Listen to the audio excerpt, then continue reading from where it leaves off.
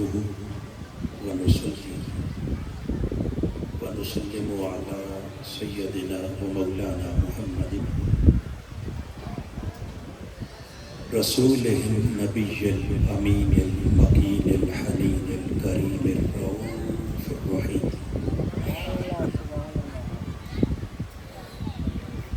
أما بعد فأعوذ بالله من الشيطان الرجيم. بسم الله الرحمن الرحيم. قال الله تعالى في القرآن المجيد: فاذكروني أذكركم. صدق الله مولانا العظيم.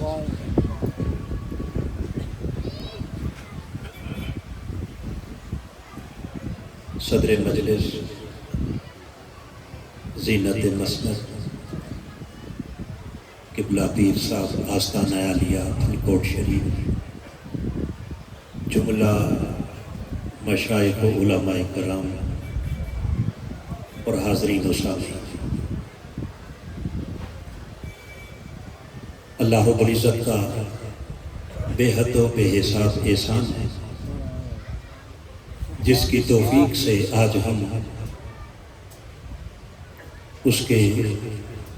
ایک بڑے ہی محبوب اور مقرب بندے، ایک ولی کامل حضرت خواجہ سائیں قائم الدین پھلکوٹی رحمت اللہ تعالی علیہ، آپ کے سالانہ عرس مبارک کی اس آخری مجلس میں حاضر ہیں۔ آپ مجھ سے قبل آقائے دو جہاں کی ثنا بھی سن چکے اور وجد آفرین خطاب بھی سن چکے، کہ اب وقت دعا کا ہے۔ صرف چند لمحات ہمارے پاس ہیں، میں اس بڑے مختصر سے وقت کے اندر جسٹ اتنا عرض کرنا چاہ رہا ہوں کہ یہ عرس کیا ہے۔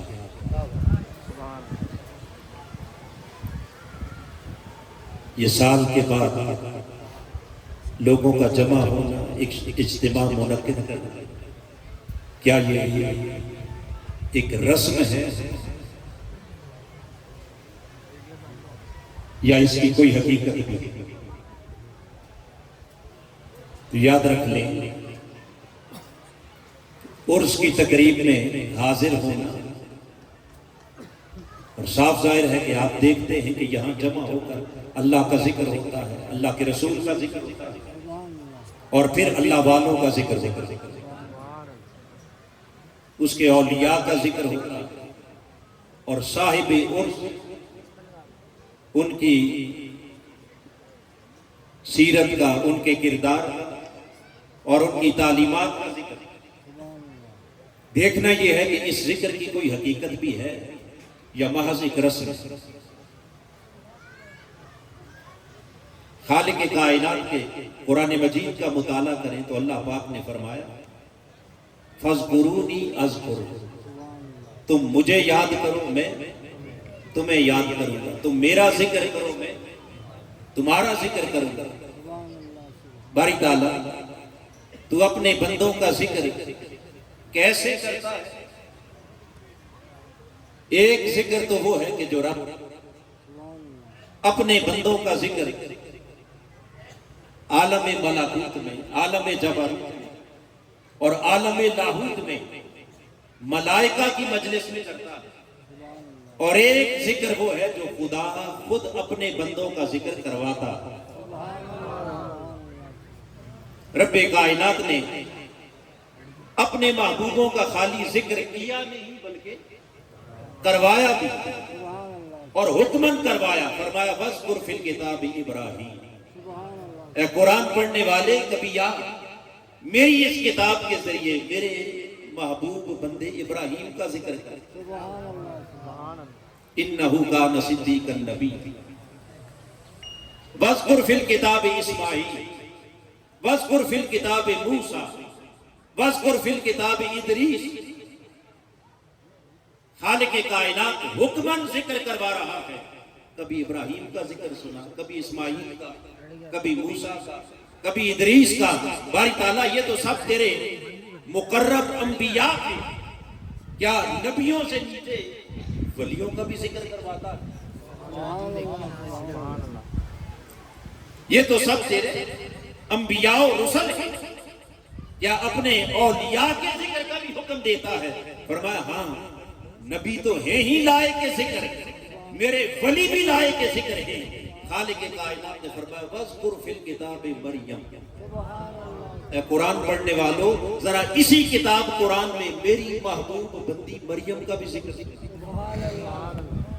اب مریم تو اللہ کی نبیہ نہیں ہے، وہ غیر نبی ہے. تو جب نبی نہیں تو وہ کیا ہے؟ وہ اللہ کی ولیہ ہے. اچھا مولا تو اپنی بندی کا ذکر ہم سے سننا چاہتا ہے، کون سا تذکرہ، کون سا ذکر سنائیں؟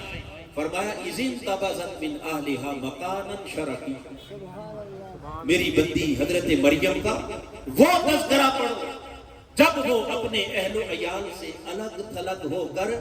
مشرقی حجرے میں جا کر بند ہو کر میری عبادت میں مستغرق ہے. میرے ذکر کی لذتیں، میرے ذکر کی حلاوتیں، میرے ذکر کی چاشنی اور میرے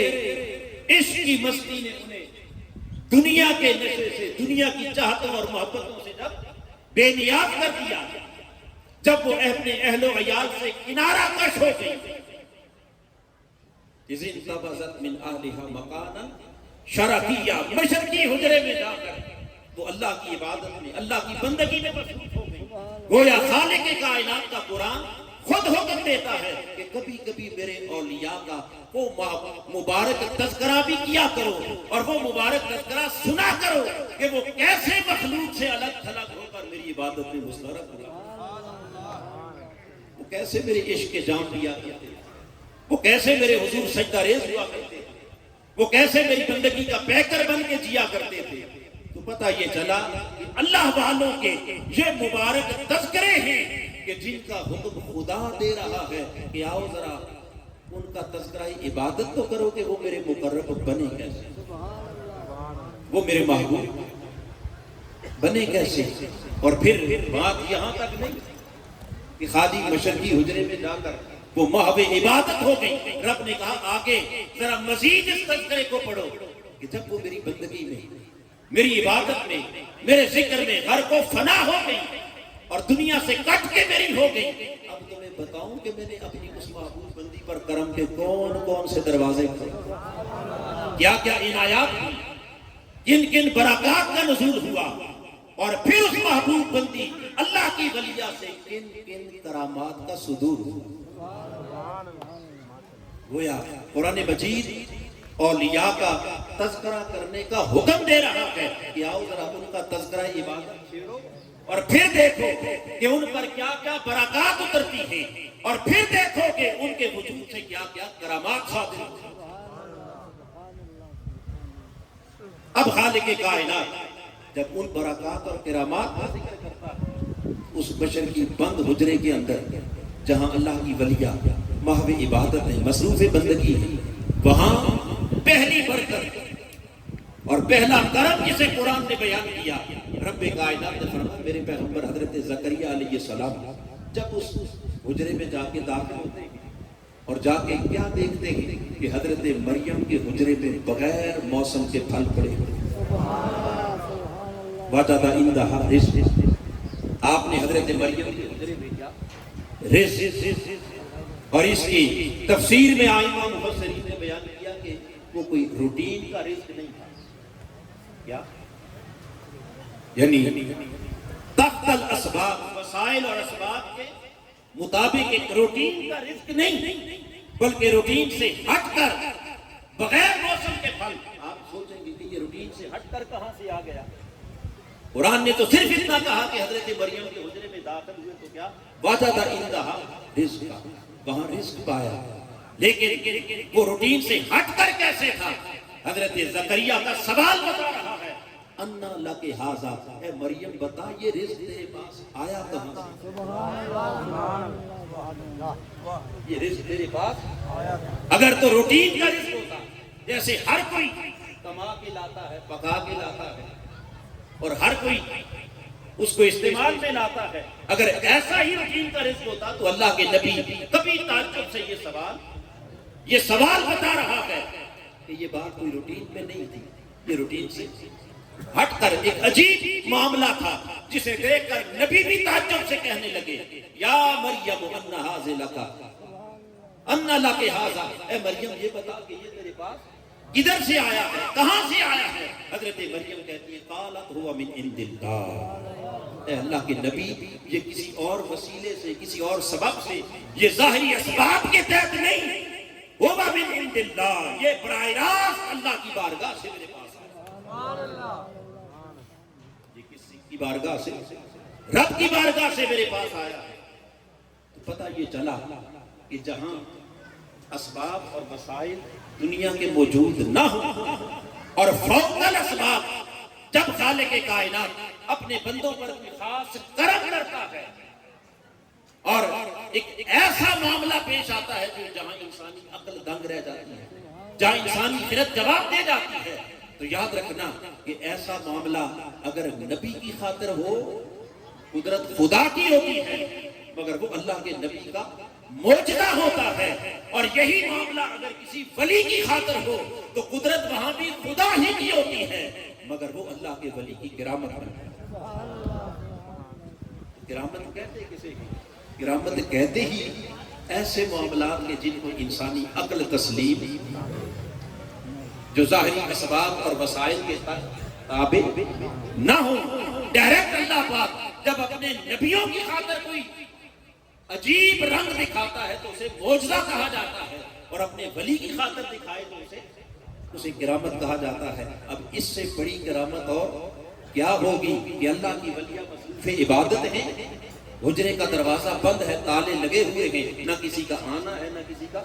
جانا ہے، اور براہ راست پھل بھی وہ اتارے جا رہے ہیں، نہ کسی باغ میں ہیں نہ کسی بازار میں۔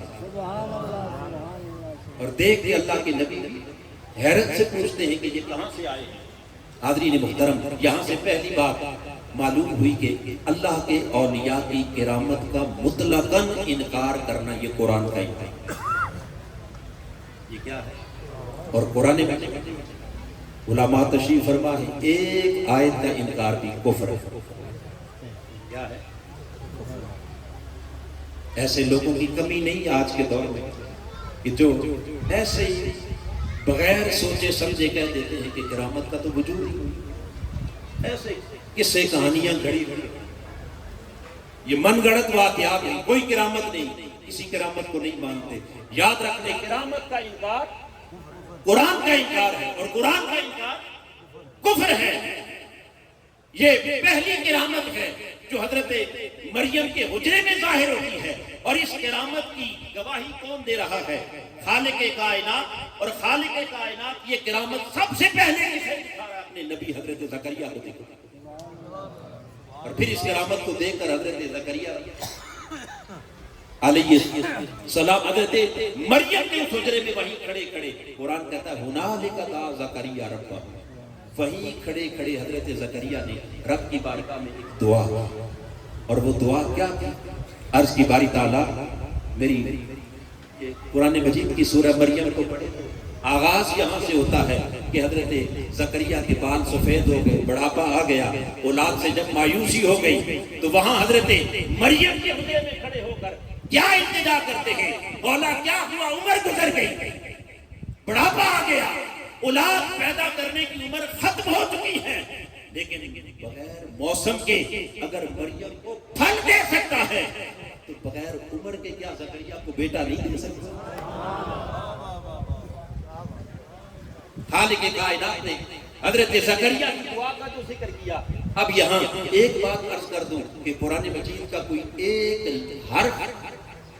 اور کوئی ایک لفظ بھی بے معنی، اونچا بولے، بے مقصد، قرآن مجید کا ہر لفظ، ہر معنی اور ہر حرف کے اندر کوئی نہ کوئی خاص حکمت ہے۔ اگر خالق کائنات نے صرف دعا کی بات کرنی ہوتی تو یہ ہونا لگا یہاں سے بات کیوں شروع کی؟ خالدہ زکریا سے بھی بات تو ہو سکتی تھی مگر پہلا زور دیا ہنالکا،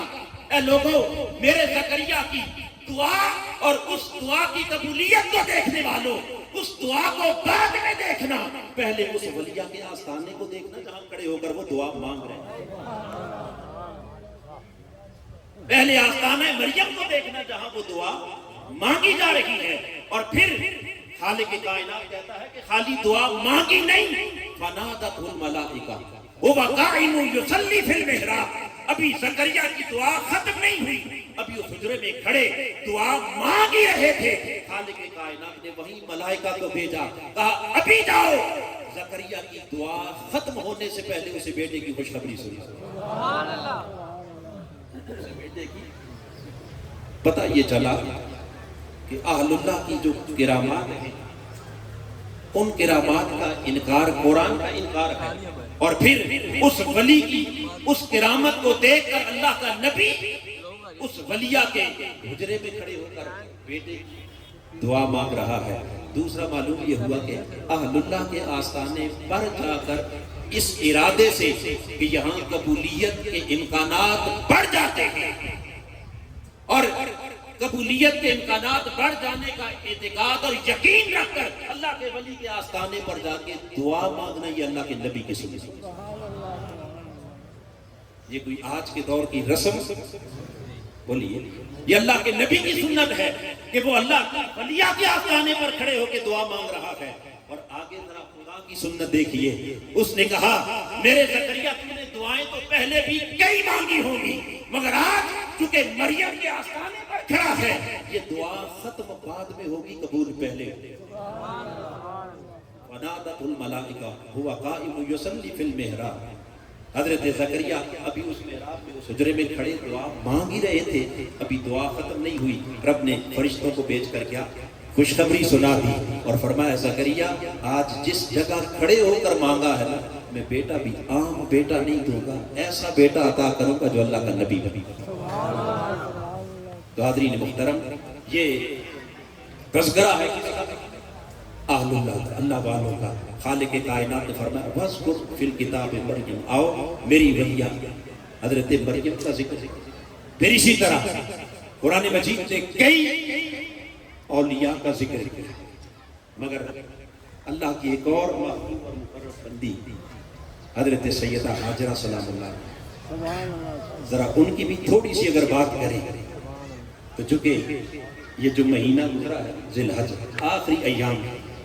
اور اس مہینے کی سب سے بڑی عبادت کیا ہے؟ حج بیت اللہ کیا ہے؟ اور وہ حج بیت اللہ کیا ہے؟ وہ حج بیت اللہ اول سے آخر کر حضرت ابراہیم، حضرت اسماعیل اور حضرت ہاجرہ کی یادوں کو تازہ، ان کی یادوں کو کیا یہ تازہ کرے، اور یہ عرس بھی کیا ہے؟ اللہ کے ولی کی یاد کو اونچا بولے، عرس بھی اللہ کے ولی کی یاد کو تازہ کرنا ہے، اور حج بھی اللہ کے انبیاء اور اولیاء کی یادوں کو تازہ کرنا ہے۔ اور پھر اللہ کی ولیہ حضرت ہاجرہ سلام اللہ علیہا، آپ کو جب حضرت ابراہیم علیہ السلام مکہ کی بے آب و بے آبادی کے اندر ایک سیراب کے اندر چھوڑ کے اللہ کے آسرے پر چھوڑ کے اس کے حکم پر آ گئے واپس، تو وہاں واقعہ تو آپ نے معروف سن رکھا ہے کہ حضرت ہاجرہ سلام اللہ علیہا آپ کو جب پیاس لگی تو آپ نے دو پہاڑیوں کے اوپر چکر لگایا، صفا اور مروہ کے اوپر۔ اور یہاں ایک چھوٹی سی بات عرض کر دوں کہ سوشل میڈیا کا دور ہے، ایسے محققین بھی پیدا ہو گئے جو اس کا بھی آج کے دور میں انکار کر بیٹھے، کہنے لگے کہ حضرت ہاجرہ کا دوڑنا تو ثابت ہی نہیں، حضرت ہاجرہ کا پہاڑوں پر یعنی کوئی نیا شوشہ چھوڑ کر صرف کس کے لیے اپنے چینل کو بوسٹ اپ کرنے کے لیے کوئی نئی بات جو مسلسل صدیوں کی روایات سے ہٹ کر کوئی بات کرتا ہے تو لوگ اس کی طرف زیادہ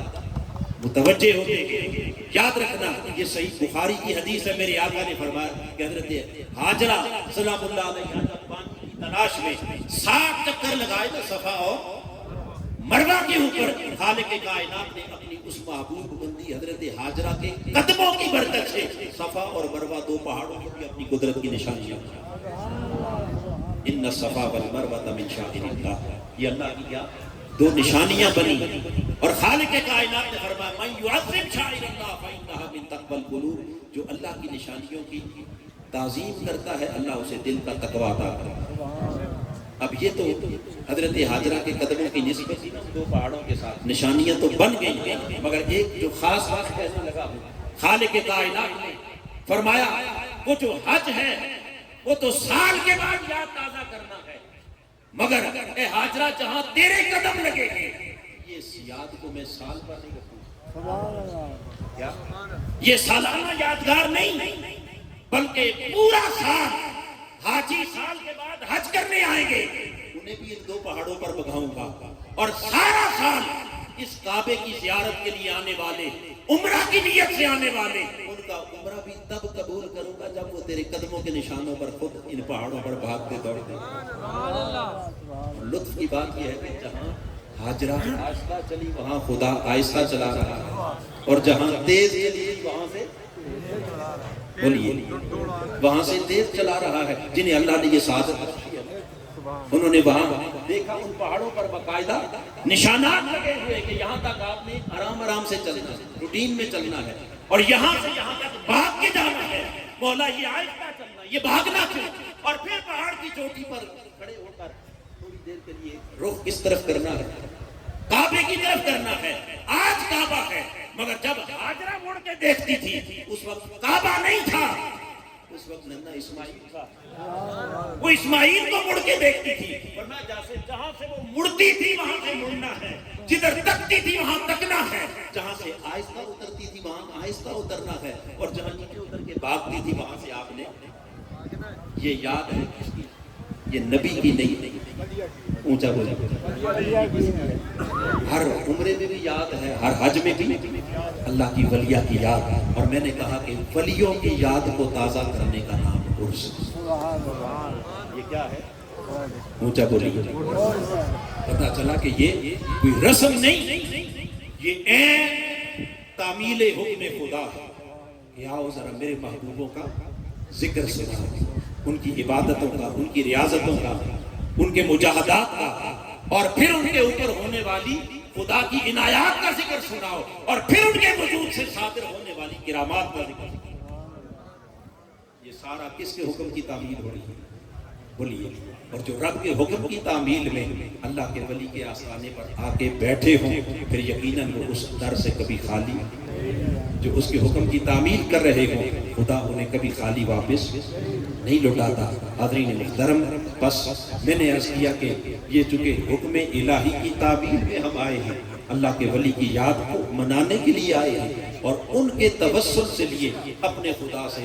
مانگنے کے لیے آئے ہیں۔ اب چونکہ